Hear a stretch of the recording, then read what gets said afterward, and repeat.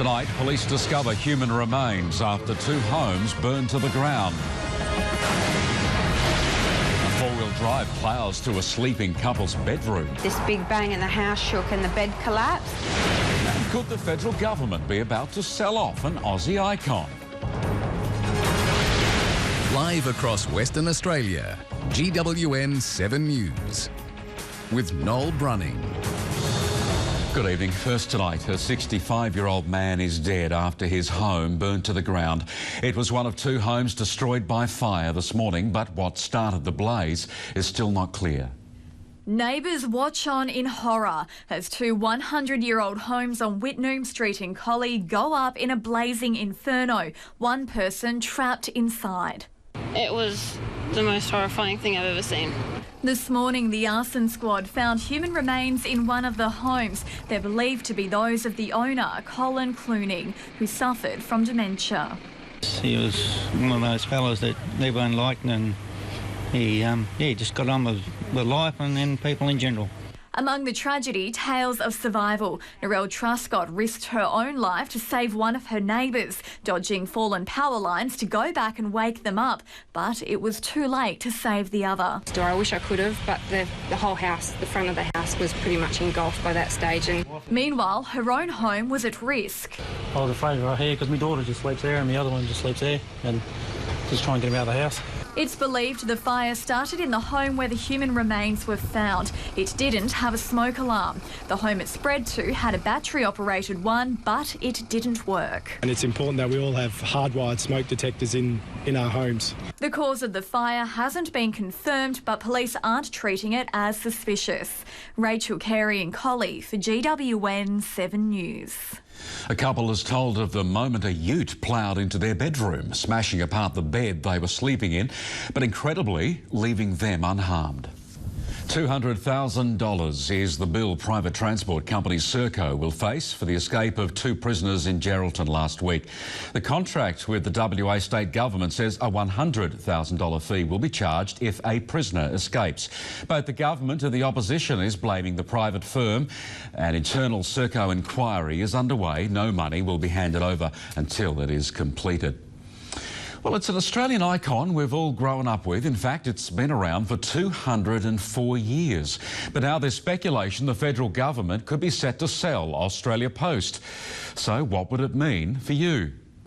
Let's check in with Shauna for a look at what's coming up in the weather, and a special shout out to Esperance tonight. Yes, Noel, good old Esperance. Now, residents must be getting a good workout, pulling on the jumpers one day and then back into the bathers the next. Now, some of you will be very happy with the forecast tomorrow. Meanwhile, for parts of the north, the extreme temperatures won't be letting up for a couple of days yet.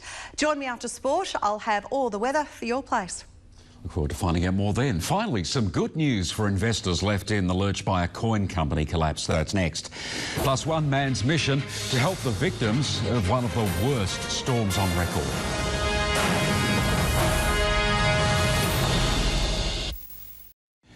Investors caught up in the multi-million-dollar collapse of the Albany Rare Coin Company can finally start collecting their valuables from next Tuesday. More than $200 million worth of rare coins and banknotes have been held in a vault since the business went into receivership 6 months ago, affecting around 1,700 investors, many of them retirees who invested hundreds of thousands of dollars into the company for their superannuation. Investors wishing to claim their stock back can make an appointment by calling PPB Advisory. Typhoon Haiyan battered the Philippines almost 2 months ago, but more than 4 million people are still homeless. And one country WA campaigner wants to do his bit to help. Up next, we'll hear from a Kalgoorlie-born star on the return of a concussed cat.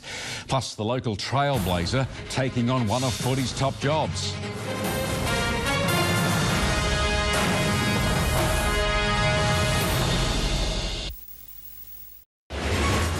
Here's tomorrow's lowest fuel prices for where you live.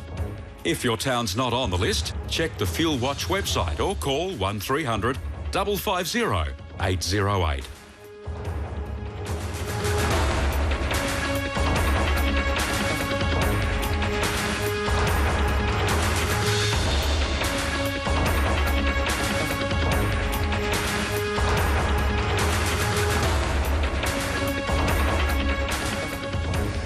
After two unexpected losses on the road, the Perth Wildcats returned to their home court to tackle Townsville on Friday night.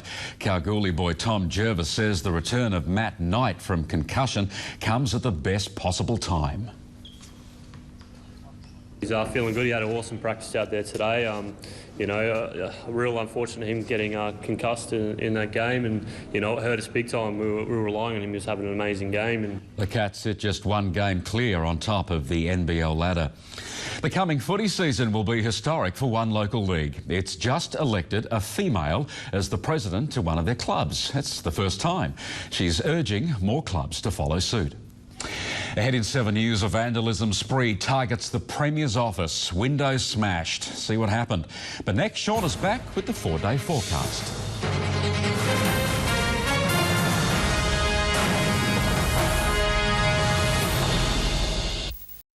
Hi everyone, and yes, it's been another very hot day through much of the state. Now we had maximums again pushing into the low 40s through parts of the Kimberley. We got to 44 degrees at Fitzroy Crossing, but it was Emu Creek, that's in our Pilbara, that was our hottest place today, 46 degrees. Windy, but much more pleasant down the west coast. You can see into the low 30s, but as we head inland and east, it's been hot all right, 40 degrees for Kalgoorlie. Humid, but a few degrees cooler through much of the southwest corner, 25 there for Bunbury, 28 for Albany, but again it is the southeast that's sweltered. Take a look at this, Esperance 40 degrees today. Now there's only been a few patches of rain through the state till 9 a.m. The highest recording was 9 millimetres and that was at Mount Elizabeth in the Kimberley. Now we've got those very hot temperatures coming on and east of a trough right through here. You can see sitting inland just from the west coast. Now that's going to move further east tomorrow. We should have thundery showers over parts of the Pilbara and across through the Gascoyne, and it's going to continue particularly hot again through the Pilbara. Still warm for most of the north and also the southeast, cooler to the south coast, and we may in fact get some drizzle between Albany and Israelite Bay as well. By Thursday, that south coast drizzle should be east of Hopetown, with another warm day for most of the south with showers and thunderstorms to the north. Friday looking very similar, but we are going to see temperatures start to rise again in the southern half. Expect some very hot temperatures inland, those seasonal storms to the north. And Saturday, it is going to be the start of a hot weekend for much of the southern half, where we'll have temperatures pushing up into the high 30s and low 40s, and expect some moderate to fresh winds about as well. Now, here's the fire dangers for tomorrow. And if you want to find out the UV rating for where you live, please do check out the website right here. It's at MyUV. So there's no relief from these scorching temperatures to our far north. It is into the 40s right through the Kimberley and the Pilbara. And take a look at that, Marble Bar, 46 degrees. Fresh winds through the Gascoyne with much nicer maximums down the coast. Tomorrow we've got Geraldton expecting 29.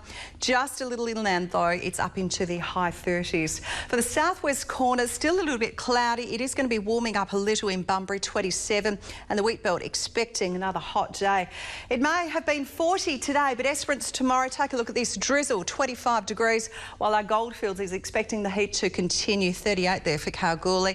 Northern waters are fresh out tomorrow. Strong wind warning for the Ningaloo and also Gascoyne coast down here. Now the south-southwesterlies will continue fresh right down the west coast, reaching 20 knots around Bunbury there for lunchtime.